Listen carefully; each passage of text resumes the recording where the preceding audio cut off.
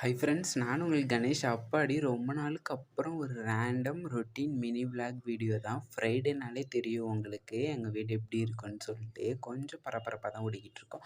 ஆக்சுவலாக நான் இந்த பானையை நிறைய டைம் காமிக்கும் போதெல்லாம் எல்லோரும் எவ்வளோ அரிசி போடுவீங்க அப்படின்னு கேட்குறீங்க. இந்த வாளியாட்டி 4 படி போடுவோம். அதாவது 4 மரக்கான்னு சொல்லுவாங்கன்னு நினைக்கிறேன். எனக்கு சம்திங் தெரியல. அந்த வாளி அளவு தான்.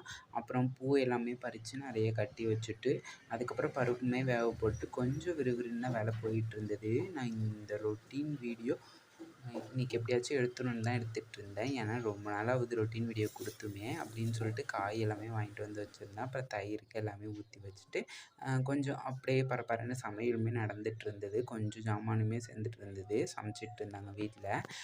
அப்படியே கொஞ்சம் ஹெல்ப் எல்லாமே பண்ணிவிட்டு அப்படியே போயிட்டு இருந்தது. இன்றைக்கி என்ன சமையல் அப்படின்னு பார்த்தீங்கன்னா, ஒயிட் ரைஸு, உருளைக்காய் போட்டு அந்த பூண்டு தட்டி ஜீரகம் தட்டி போட்டு அந்த கூட்டு பண்ணிவிட்டு அதுக்கப்புறம் தயிர் வர ஊற்றி வச்சு சாம்பார், கத்திரிக்காய் சாம்பார் தான். அப்படியே பூஜை எல்லாமே பண்ணிவிட்டு நிம்மதியாக ரொம்ப நாளுக்கு அப்புறம் நான் சாமி கும்பிட்டேன். இந்த மாதிரி உங்கள் வீட்டை யார் யாரெல்லாம் மிஸ் பண்ணுவீங்கன்னு சொல்லிட்டு கமெண்ட் பண்ணுங்கள்.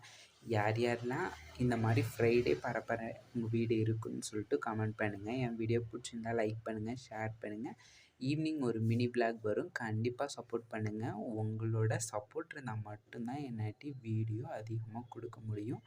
Thank you all. என்னோடய வீடியோ எப்படி இருக்குன்னு சொல்லிட்டு கமெண்ட் பண்ணுங்கள். டாட்டா.